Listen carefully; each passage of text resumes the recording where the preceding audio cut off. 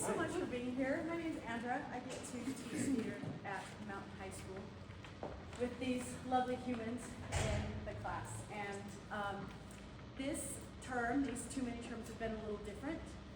So at the beginning of every year, I love to do a playwriting class. We turn our class into a playwriting class. And a lot of them are beautiful writers, poets. They've written stories, but writing,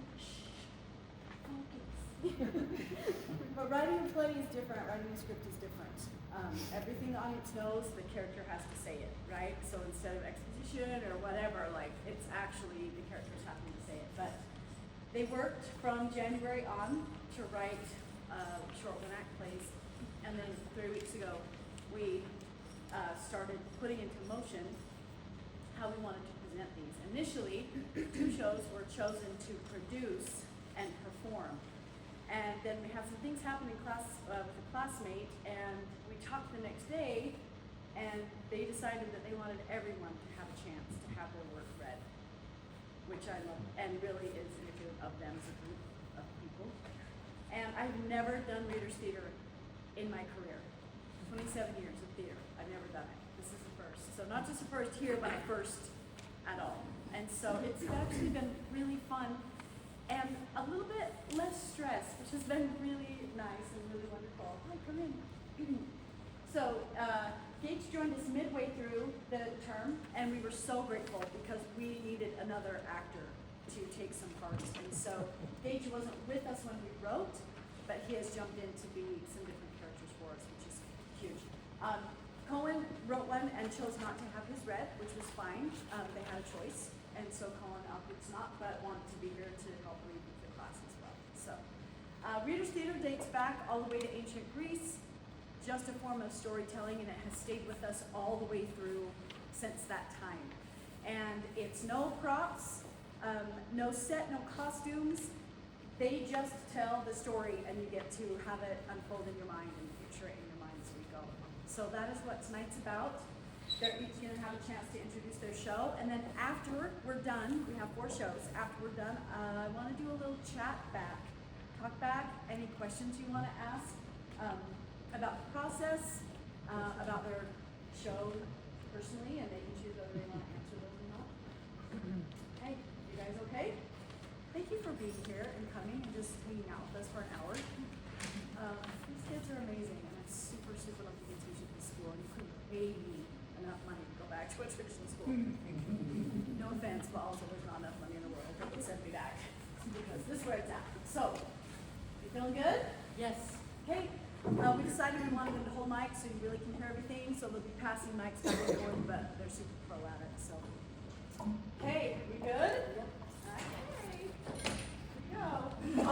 Sorry, I get to help them with one show. So, here we go. And thank you for doing so.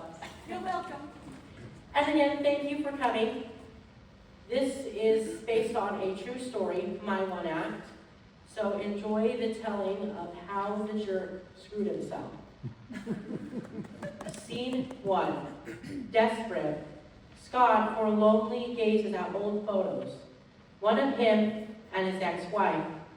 The other of a friend's recent marriage. Scott sighs. Scene 2. Wedding. Enter into the wedding reception. Scott is taking a dance with his mother. His new wife, Mackenzie, storms up, pulls Clarissa away from the dance with her son, and takes her away from the reception to say the following. You think I owe you respect? I don't. All you've ever done was give birth to the most wonderful, perfect man in the world. I've suffered through more than you. You are only a selfish nobody to me. I will not adopt you into my life and family. You will not cross my balls unless I clearly state that you are needed. I see little need in forcing down such harsh boundaries from the get-go. Let's trust each other to support one another. These boundaries are critically necessary. I can already tell that you're the type that is impossible to trust to be humane. Ran! Jesus. I know you are thinking about cannibalism. You disgust me. Our whole family loves Scott more than tangible. As I already stated, I see absolutely no importance in such harshness, but I feel I need to lay down my own boundaries at this point. This family will love you, and we will take you on as our own. But the moment you pose an ounce of harm to Scott, we will fight you. I'm sorry. It's just only 30 minutes into the wedding reception, and I already feel my life threatened by you. I am giving Scott his long-needed separation from a cruel, bound family such as this. He has needed you out of his life since birth. It has come time that I finally give him what he needs.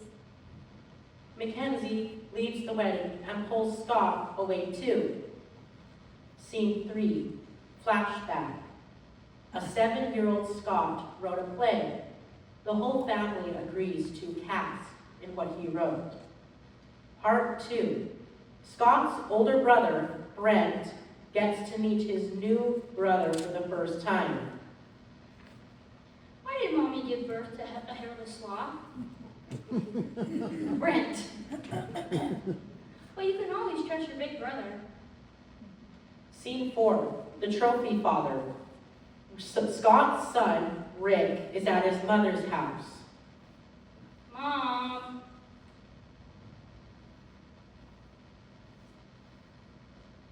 Yes, son? Can I please watch shows on your phone? Yes, but no Daniel Tiger. It gives you ideas. Scott is watching the shows when he sees an email pop up from his dad. He opens it up and reads the conversation between his divorced parents. Steph, I'm letting you know now that from this moment I'm distancing myself from the kids we had. I need to begin a new and better life with my new wife. I will not let you be this type of father to the kids. Understand their position. They were forced through a divorce, a move, a remarriage. Don't make them come with a deadbeat dad. I find the way you address me insulting. You have no control of my life. Those children are toxic to me. I need to set boundaries. Scene 4, Part 2. Scott's daughter, London, is crying in her bedroom. Scott enters the room. Don't you know the knock first, pervert? You don't call me that. We already scared of you as it is. What? The fact that you do not know why is even more criminal. You're right. I have no idea what would make a 45-year-old man scared of his 12-year-old daughter. We all know what happened last night. You tried to kill yourself. So what? I have a crime life. Why are you even here? Because it's your weekend. You pose a threat to this family. I will not have you harm my new wife. As my father, maybe it should have occurred to you that you could be playing a better role in dealing with my suicidal tendencies. London, look. Do you want to be a mother? Do you want kids? Yes. Well, you won't be. You're now an unfit mother. A kid can't have a mother who can't even support her own life. How could you say that to me? Scene 6, Flashback 2. Once was father material. A much younger Scott is teaching London to ride a bike. She crashes the bike, and Scott picks her up like a baby and carries her inside, as she is in tears but grateful for such a temporary comfort from her father. Scene 7, a gift.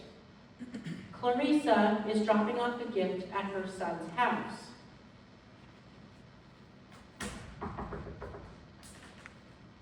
What are you doing here? I brought your gift. Your birthday is just in 5 days, and your father and I are leaving town tomorrow, so I wanted to make So sure you that showed up unannounced. Yes, but I just thought you'd like to My have your- doorstep is confidential property. You mean the doorstep I paid for? I'd appreciate you not mentioning my codependency on the trust fund. It degrades my manhood. Scott, I think you should know that it's insulting how you've been treating us. Your father is especially hurt. He just refuses to show it. Maybe your new wife feels threatened to buy us, but I think with a little trust we can work on. Don't mention my wife. I'd love to arrange some family therapy. I'm not seeing some quack who thinks that finger puppets can solve conflicts between grown adults. You know what? You will not speak to me. You will not visit me. I shall receive no messages from you, no invites, and stay away from my children. I will not be hearing from you again. Stop tainting my life. Scott slams the door shut. Scene 8, bike trip.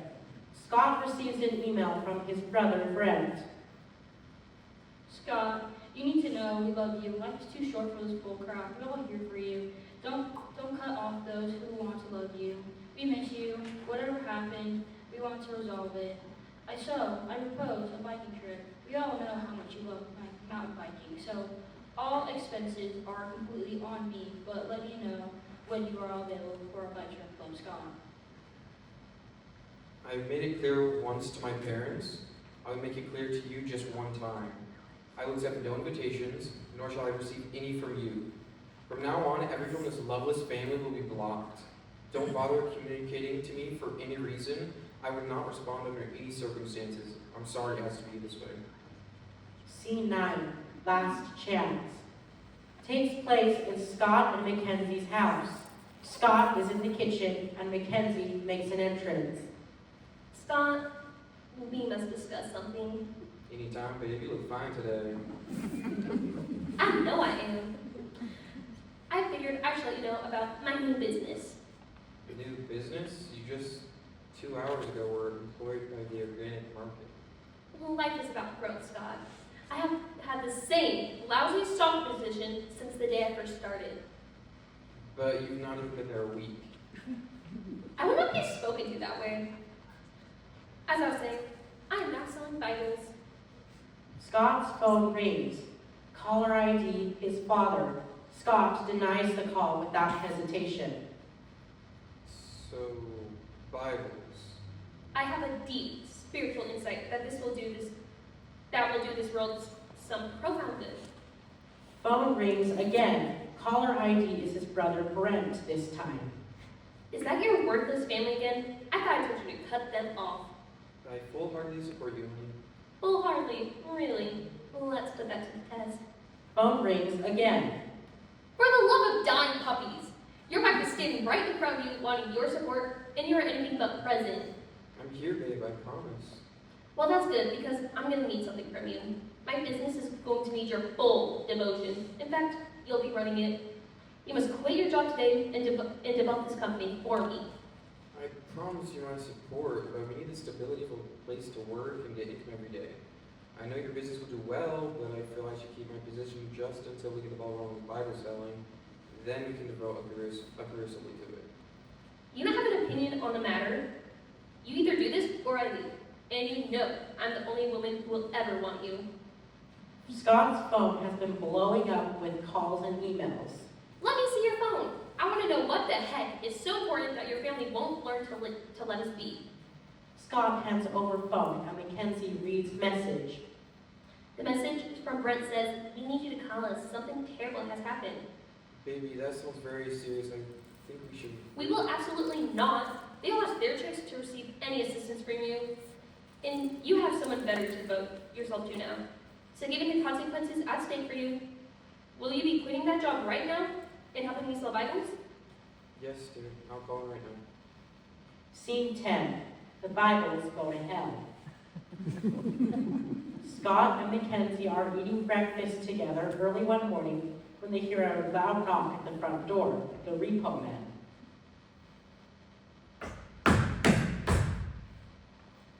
May I help you? We are here to repossess the house. You must have the wrong address. This must be a mistake.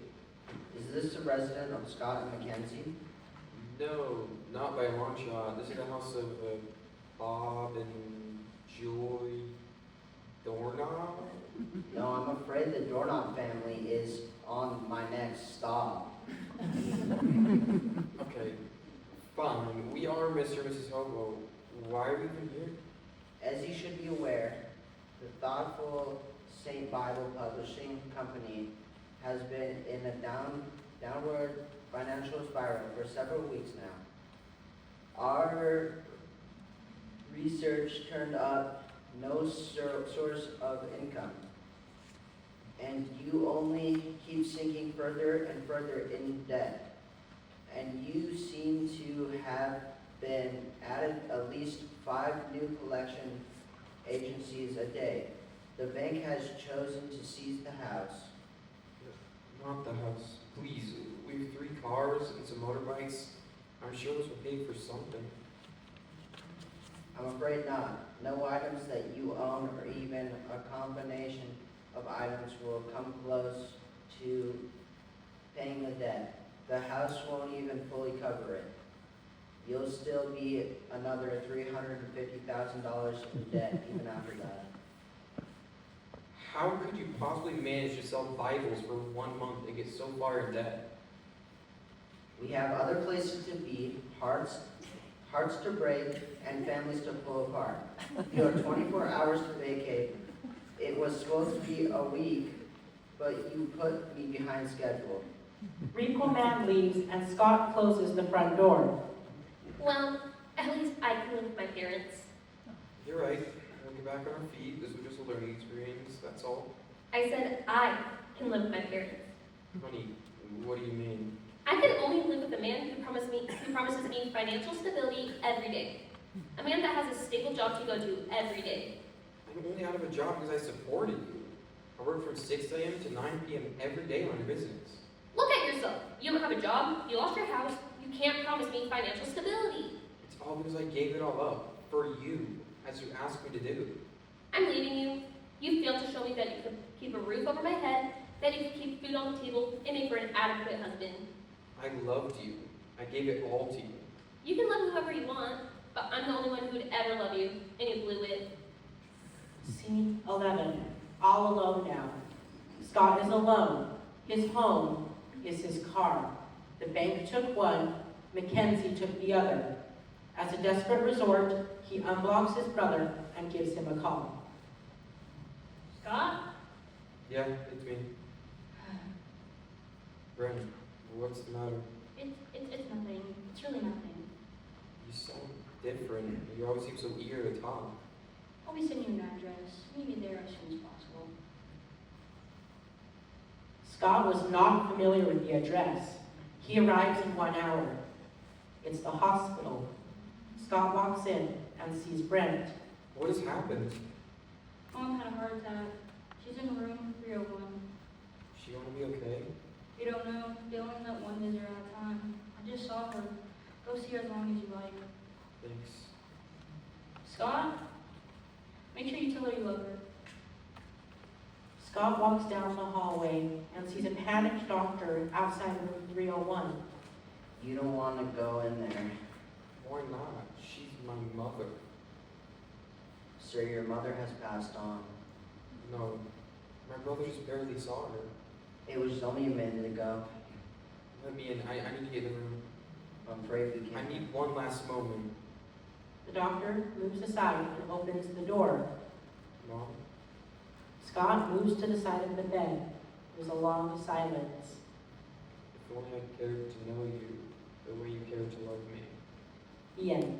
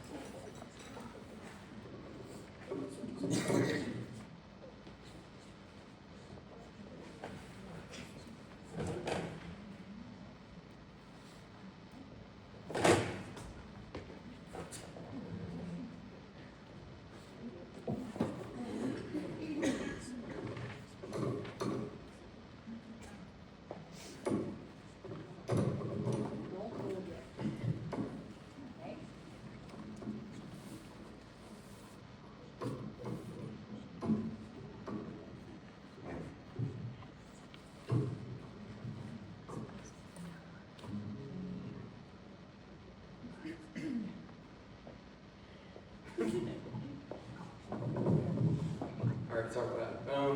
This is The Strings. It's based mostly on a true story. Obviously some things I will change just because it's just for storytelling. Yeah, I think that's about it.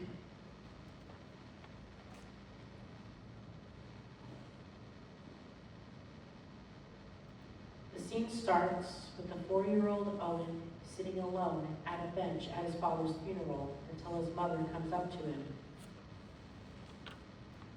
Owen, it's time to say goodbye to Dad. But Yes, honey. You won't see him for a long time.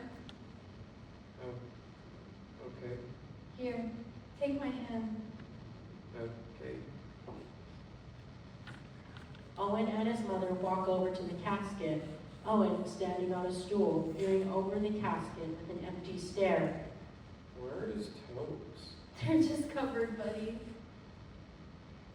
Owen then reaches out to touch his dad's face. His cheeks are cold.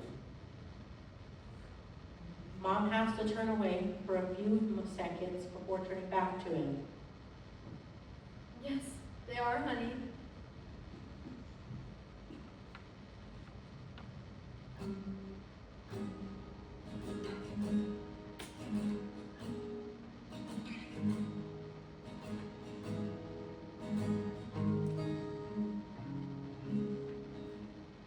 Scene 2. 10 years later, Owen is driving home in the car with his mom. Owen, we need to talk. About what? You need to go to school. You haven't been in months. I know, Mom. You don't seem like you know. I tell you how much you need to go to school almost every day. I don't know what you want me to say, Mom. You want me to lie and say I'll go tomorrow? Because I think we both know that isn't going to happen. So what? Are you gonna drop out? Maybe. What? You can't drop out of school. But why not? You won't be able to accomplish anything in life without graduating. You have to always make money and accomplish things, Mom. Whatever. You aren't dropping out. Scene ends. Scene 3. The next day, the scene starts in the living room of Owen's house. Oh, Mom walks in and sits next to Owen. Look, I'm sorry about how we left things yesterday. I really don't want to talk about this right now. Please, just sit. So, I want to start by saying sorry. I shouldn't have said what I said yesterday. I know that you're already struggling enough, and me saying what I said isn't going to help. it's okay, Mom. It's not okay though. I shouldn't be telling you you're going to fail in life. I should be supporting you. I forgive you, okay? It was an argument. Sometimes we say things we don't really mean. Okay, you're right. But we do need to talk about this. If your plan is to drop out of high school, then what is your plan? Honestly, I don't know. All I know is that I don't want to be at school anymore. I cannot stand being there. Well, I'm here to support you in your decisions, but I want you to really think about this. Just know there are ways you can get through this. All right. I want to give you some time to think about this, okay? Scene ends. Scene 4. The scene starts at a guitar shop. Owen is approached by an employee. Welcome to Crescendo Corner. What can I do for you?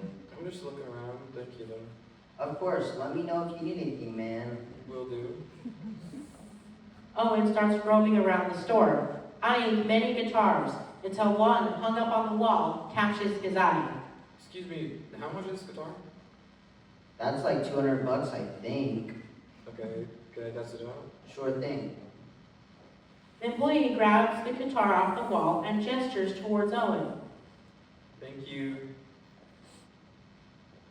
Owen begins strumming the strings with no idea what he's doing. Before deciding to buy the guitar, he walks up to the register, guitar in hand. I'd like to buy this, please. All right.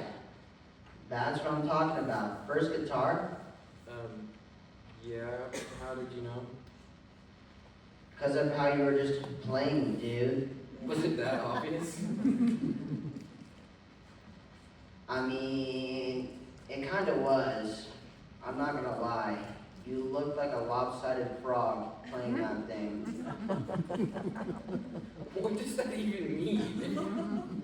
Not sure. That's a new one for me too.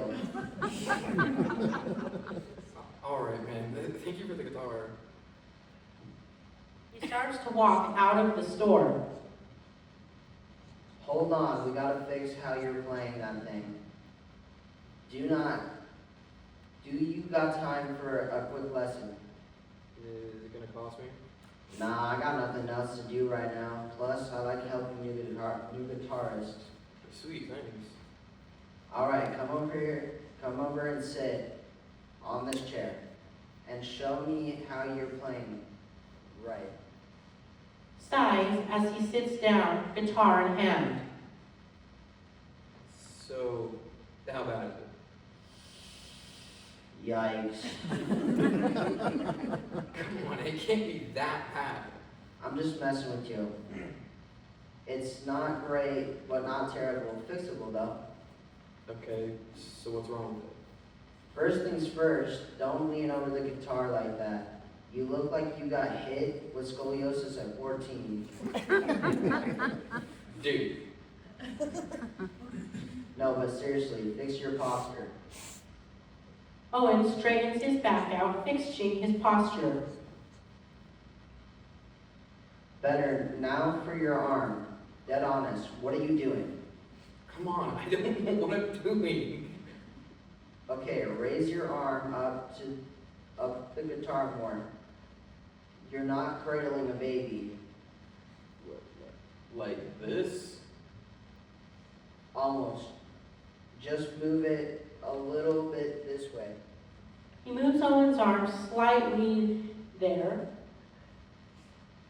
There, now you don't look like a turtle. This was so weird though.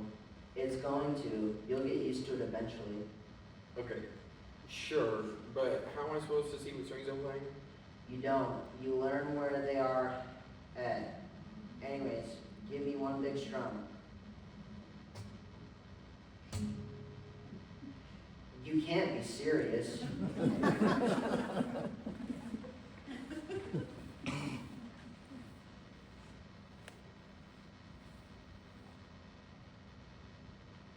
When have you ever seen somebody strum a guitar like that? I don't know, man. Just tell me what I'm doing wrong. Everything. Why are you using your palm to strum? That's a great question. The employee grabs the guitar off the wall. Do exactly as I do. Sort of pocket the guitar in your revel and make your arm parallel with your body of the guitar. Like this? Yes, exactly like that. Now strum the guitar, not using your palm this time. It's not perfect, but it'll come with practice. Okay, I gotta get going. Thank you for the little lesson now. Of course, come back if you need help with anything else. I will for sure. See ya. Owen walks off stage. Scene ends. Scene 5. Owen walks in the front door of his house. Hey mom, I'm home. Owen enters the living room and sees his mother and Hazel holding each other, crying. What happens? Mom went to the doctor today, and I have a cancerous mass in my breast. All characters freeze, except Owen. I just stood there. All I could do was stand and stare. Suddenly I felt like that 4-year-old boy staring at the casket all over again. Nothing. I felt nothing. I didn't know how to react. I wanted to say something, anything, but I couldn't. Characters unfreeze. It'll be okay. The doctor says it's non-invasive and it's about as mild as it can get. Owen just stares at the floor, wide-eyed. Owen, are you okay? Just say something. Yeah. There's a long pause before Owen gets up. I gotta go. Owen leaves. End of scene 5. Scene 6. Scene starts at a cemetery. Owen is sitting down by his dad's grave. Hi Dad. Sorry I haven't been here in a while. Just always felt weird here. But Dad, I really need to talk to you right now. I've been struggling and now Mom has cancer and I really, really wish you were here right now.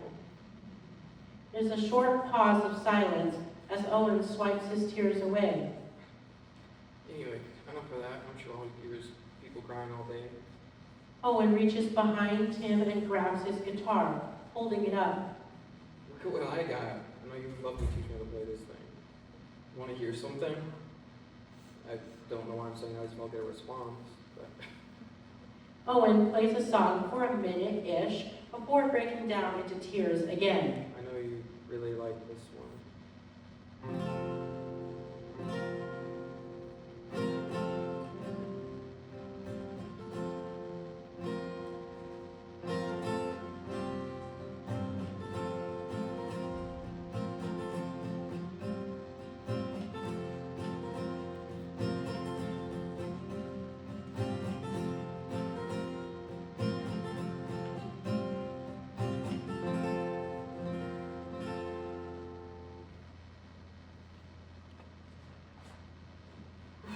Sorry, I'm so emotional right now.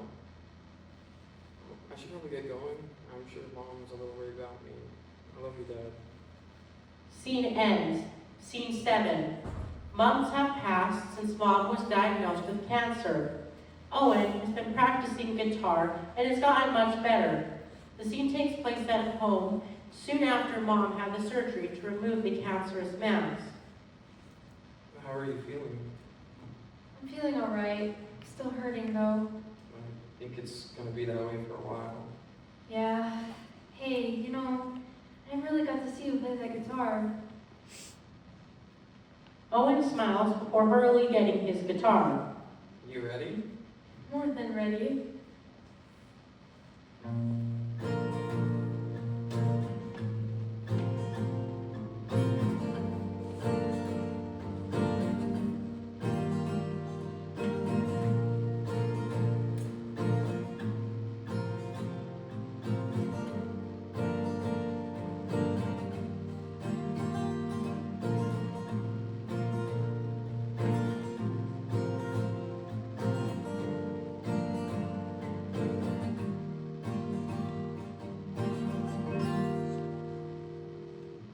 As Owen continues playing, Hazel hears the guitar and walks into the room.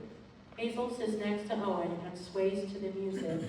As Owen continues playing, a ghost of Owen's dad rises behind the family, bringing them together. Play it.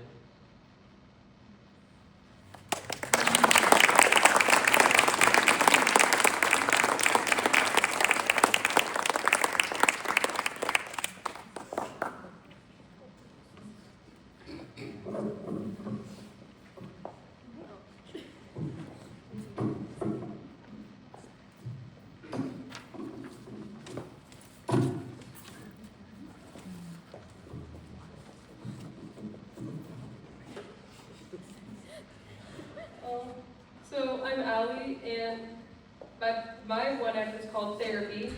And originally it was something me and Kimball were going to work on together because we created it together, but then he decided to do his own thing. Yeah.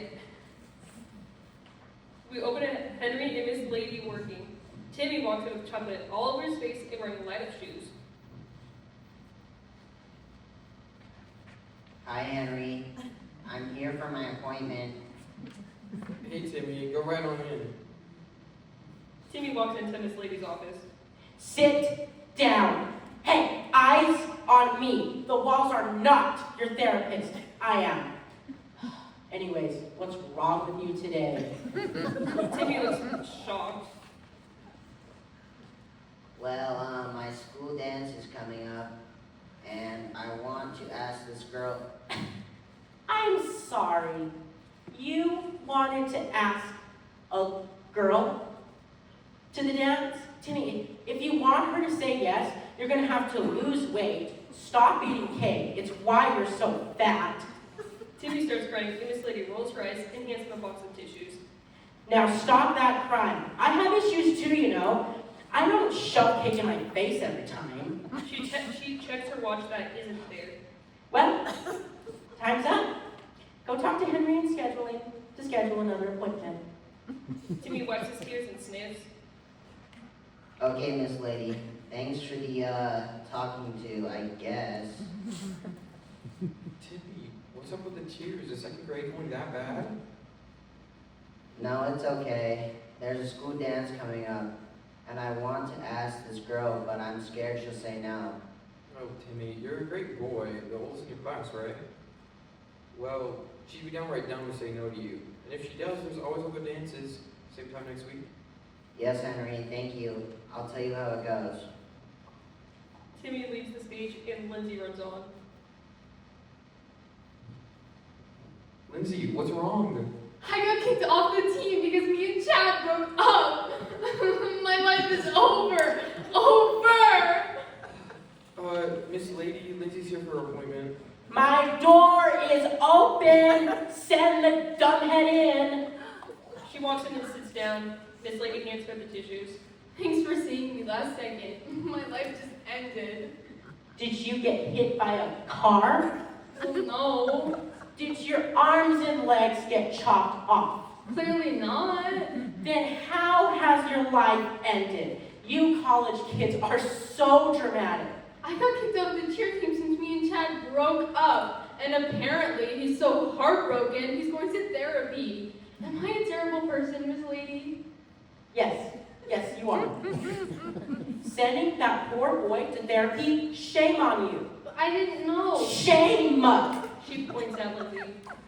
Thanks to you, my day is ruined. Some poor therapist has to deal with your mess. I didn't know. No excuses. But we dated for 5 days. Isn't him going to therapy a bit dramatic? Nope. You broke his heart. You are a monster. But it's okay. Lindsay automatically stands up. What? Hey, it's the truth, girly pop. Ugh, all your screaming is giving me a headache. Leave. Please. Lindsay looks shocked and runs at Frank, saying things about how she didn't know. I'll just put you down for the same time. Chad walks in, and his pants are very saggy, and he has sunglasses on and a hat. He walks in holding his belt, which makes him walk like a penguin, just so his pants don't fall. So his pants don't fall down. Little chachos, my name's Chad. I'm here to see little lady. Oh, cool. I like you already. Say, do you know Lindsay? Girl, that's my ex. We dated for 5 days, heartbroken. She got me over Instagram. Why? Just wondering. Chad Chadson is here for his appointment. Again, my door is open. Send the stupid frat in. Chad walks in like a penguin, sits down man spread style. What's good, little lady? It's Miss Lady, and it's not lady, it's lady. Now, what's wrong with you besides the fact that your face is stupid? Harsh, Miss Lady. But I'm here to get over my breakup with this girl, Lindsay. We dated for 5 days, and she broke my heart. I've written 3 poems about her. You write poems? What a nerd! Anyways, I know Lindsay. She comes to me. Between us, you can do better. Nuh-uh, she gets me. In our 5 days of loving each other, I felt connected. She's my soulmate. He glares at Miss Lady. You're in a fraternity, right? On a football scholarship? Yeah, girls. Of course you are. You're not smart, so I was confused on how you got into college. Not even community college would take you. I think they take everyone, and Honestly, just download Tinder or something. You're pretty dumb and smart. There's a girl out there who can put up with that for 5 days. isn't Tinder for old people like you? Miss Lady glares at him. You are pissing me off. Now I know why Lindsay dumped you. Lindsay runs on stage. So sorry, Miss Lady. I just realized I left my lip gloss. She knows it's Chad. What is he doing here?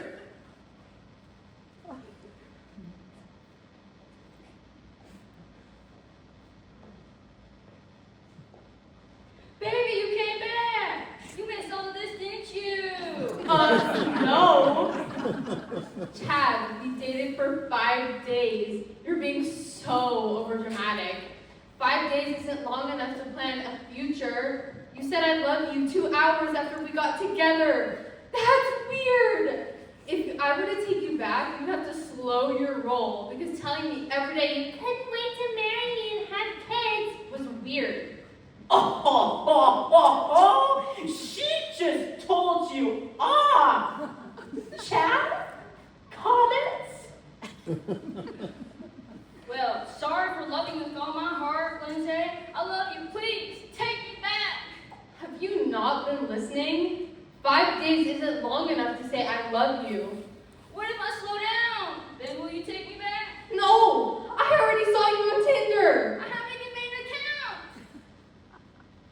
account. That was me. Whatever. It doesn't matter. I moved on. Henry walks in. Ready to go get coffee, Lindsay?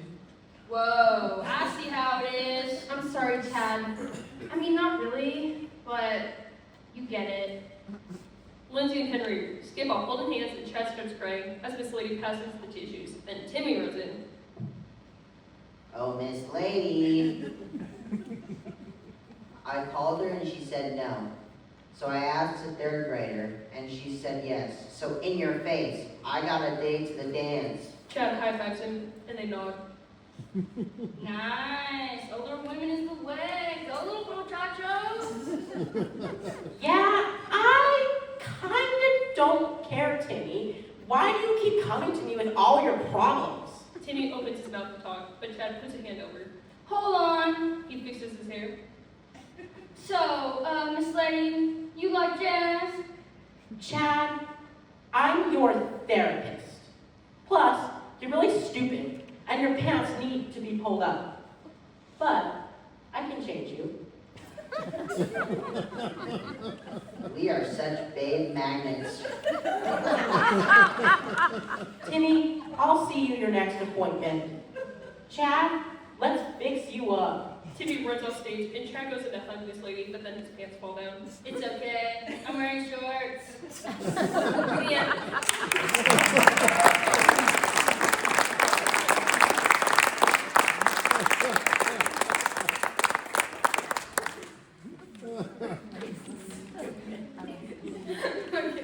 Hi, my name is Haley. My play is called The Girl Who Faded Away. It was pretty fun to write. Yeah. Okay, here we go. Scene 1, home of normality. Mom starts on stage already, cooking eggs. Dad lingers nearby. Annabelle enters wearing her backpack with a smile on her face. Morning, Mom. Morning, Dad. What's for breakfast?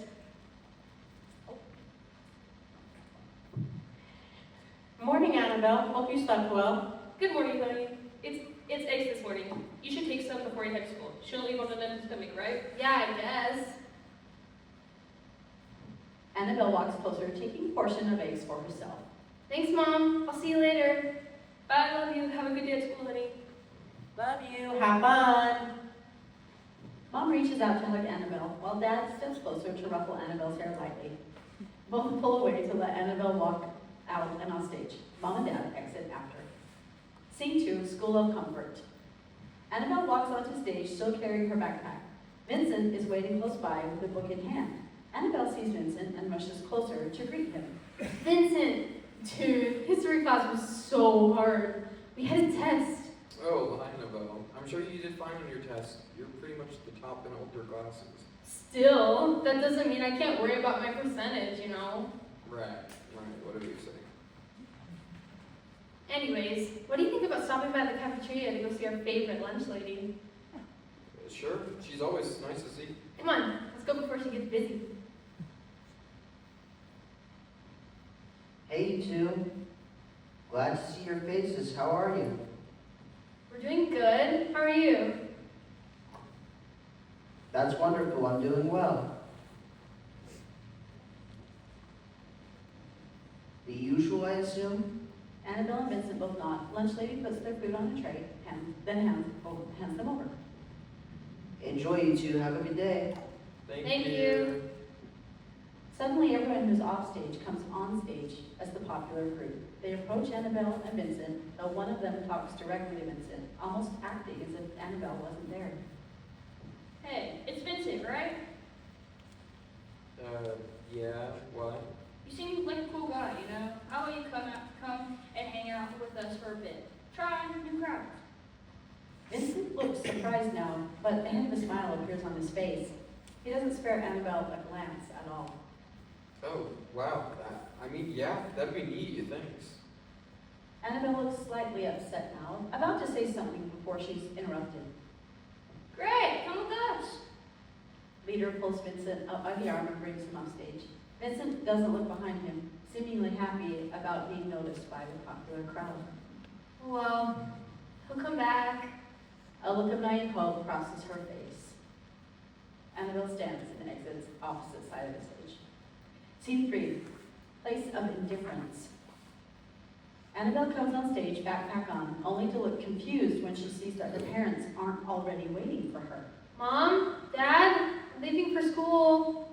There's silence for a moment before Mom enters with a flat expression. Your dad has already left for work. I don't have time to cook breakfast this morning, so you'll have to go without it today. Oh, okay. Well, I don't see a note from me anywhere that Dad usually leaves whenever he has to go in early. Mom now looks a little annoyed. He was in a rush this morning. Of course he didn't have time to leave a note. Annabelle seems a little hurt at her mom's harsh words. She has a closed-off stance now. Sorry, I just thought. Annabelle, just go to school, please. Enough of your questions. Okay, love you, Mom. Mom doesn't say anything back, turning away and walking off stage the same way she came on. Maybe she's just in a bad mood. She'll feel later, I'm sure. She'll feel better later, I'm sure. Scene 4, shut out. Annabelle enters by herself, looking around. She looks almost lost as she stops center stage. I haven't seen Vincent anywhere today. He hasn't even tried coming to find me to say hi. That's weird. Laughter comes from off stage, followed by Vincent's voice. Right? That girl is so odd, honestly. Annabelle looks confused. Vincent and the popular group enter, Vincent sticking to the leader's side. They all stop when they see Annabelle. Look who it is. Feeling lonely? Where have you been all day? I didn't even. You've always been so clingy, Annabelle. I don't know why you're so dependent on me. What? Look, I have new friends now, okay? Maybe it's time for you to do the same. What do you mean? I thought you said we'd stick together, didn't we? But we're not little kids who make dumb promises anymore. It's high school. Things change, okay? Annabelle turns around and hurries off stage. Leader and group all look at each other and laugh, while Vincent shrugs. They exit. Lunch Lady enters. She doesn't look as happy as before. Annabelle rushes over shortly after. Lunch Lady looks up to see Annabelle, but doesn't give much of a proper greeting. What's got you in a hurry? Nothing. Can I just have what I usually do? Which is? You don't remember? It's the burgers and fries. And you always let me get some carrots with it. And milk, too. Yeah, I'll get that. Think. Go on. It's gonna get busy in a second.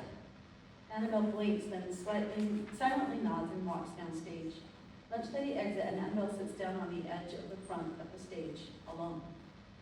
I don't understand. Is everyone just not feeling like themselves today? Did I miss something important? Annabelle kicks her feet idly, her tray sitting on her lap untouched. Suddenly, she has no appetite. Tomorrow will be better. Scene 5, invisibility. Annabelle enters. Mom and Dad are nowhere to be found. Mom? Dad? Not even a note? I guess I'll just go to school then. Class felt more boring than ever. I didn't even get called on or anything. Again, I haven't even seen Vincent or his new group of friends. Not even a trace of them in the halls. Just then, Vincent, Leader, and popular group enter and walk right past Annabelle. They're all laughing and talking. Wait, Vincent! Vincent doesn't acknowledge Annabelle, and neither does anyone else. They exit. Never mind. Annabelle exits the opposite way. She enters shortly after without her backpack. Lunch Lady is already on stage and doesn't look Annabelle's way when she approaches. Do you remember today? Lunch Lady doesn't say anything. just sloppily prepares Annabelle's tray and shoves it in your hands. Nothing else is spoken. Thank you. Annabelle walks down stage while lunch lady exits. She sits down on the front edge of the stage, looking sad. Today was worse. Annabelle talks to herself. She sets her tray to the side of her, putting her face in her hands for a second, and then lifts her head. I guess I'm just invisible. The end.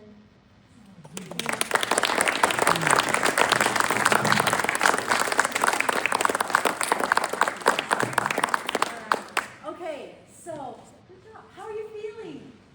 Good. Tired. You should feel good. You should feel good. You wrote a play. You should feel great. Yes, that was You wrote a impressive. play!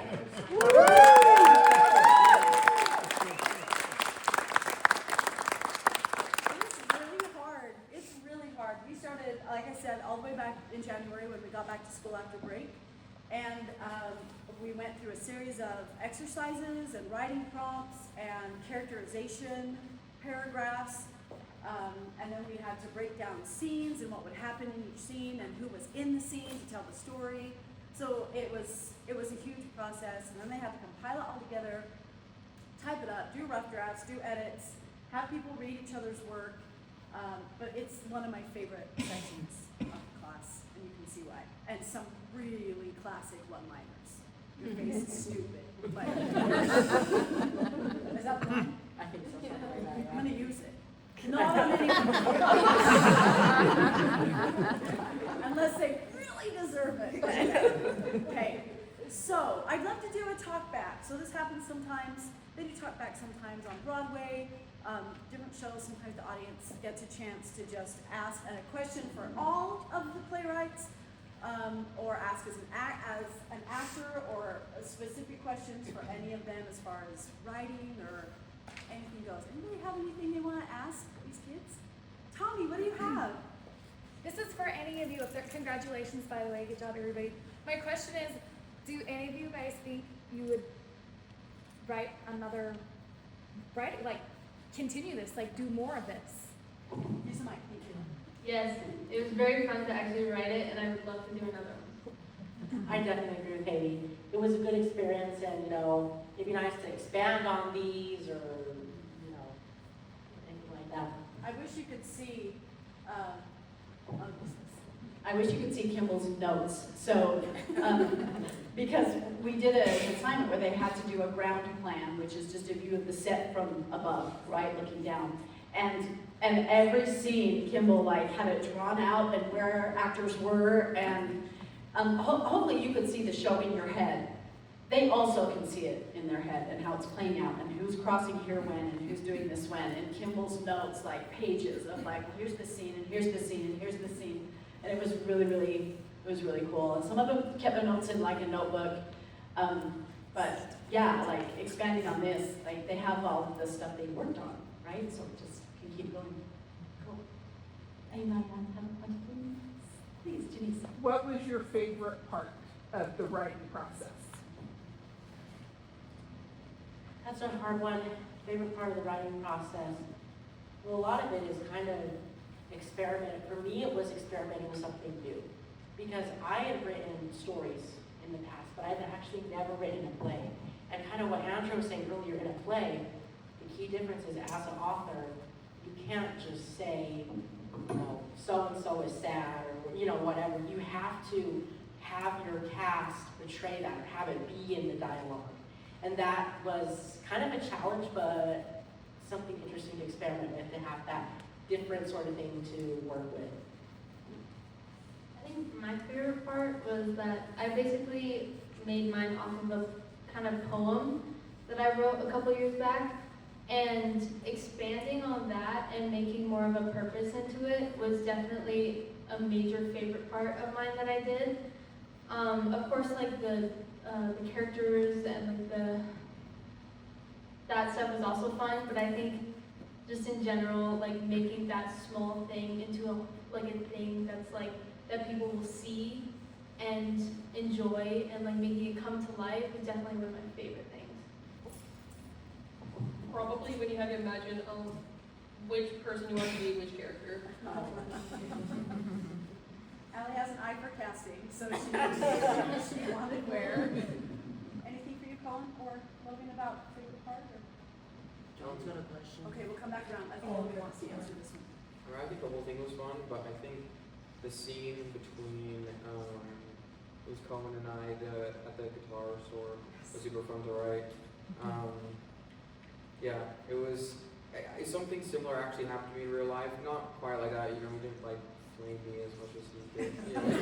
You know, lopsided frog, but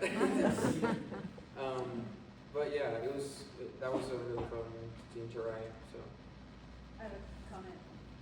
So when Logan handed his script in for the first time and I read it, I was like, oh, that's Cohen. Like that part is Cohen. And then the next day I came to Logan was like, I think Cohen would be good in that role. And I was like, correct. And then something really cool about Haley's, I think Haley's show was a little conceptual because didn't you start with color, like a lot of color on stage? So a lot of color in the costumes. And I then have notes, actually. she got her notes. And then it goes to grays, and then it goes to like black and whites. And so you see with the invisibility, the colors fade, and it goes to just this palette of like no color whatsoever. When it was actually, okay. When it was actually like, if it was going to actually be performed, I had a couple of notes on like scene 1 and 2, where the lighting is bright, costumes are colorful for scene 1 and 2, and then the last couple scenes, I said lighting is duller, costumes are darker and muted in color for scenes 3 to 5. So it was a lot of visual stuff and also imagination. Cause can I continue? Yeah. Okay. Because with mine, it's kind of open ending, but the basic gist of it is that this girl Annabelle, she slowly starts to be almost forgotten by her loved ones and family, and I hope I portrayed that well enough through like the dialogue and the little narration, and I don't have anything else to say. That's perfect. Haley also had some specific songs that would go along with hers that would guide Yeah. the audience through that as well. John Pitt, did you have a question? Yes, so Logan mentioned that, one scene came directly from his real life experiences. I'm interested to know from each of the playwrights, what percentage of their play is based on people or things that happen in your life versus what part is pure fiction? Allie, is your whole play true? No. Latte. No, we were doing the summit in Andrew's Friday classes, and it was something we all worked on. And then when we found out we had to do a play, people were like, "Oh my gosh, we should do the therapist one, the really crappy one." Right. Okay, go ahead. Yeah, I will say with mine, definitely as Logan said with his, it's based on a true story, but definitely a lot of dramatizing just for, the sake of the theater. I guess I'll kind of share a bit about mine if that's all right. If you'd like to. I have some struggles with my dad, and a lot of that is true where he's kind of made the choice to shun his own family based on a new wife kind of thing. And the part where the mother actually passes and he regrets is kind of something we've all alluded to, like he's going to regret this one because they're like 79 years old, they're not going to live forever. And we've always just kind of alluded to that. And we originally kind of had the idea to write this and actually invite him here, which we didn't end up doing. And we ended up deciding we didn't really want the drama of that because, yeah. But that was kind of where, mine was kind of, I guess to go back to the topic of John Pitt's question, it was kind of to, the basic bare bones structure of mine was based on true events, but it was definitely dramatized.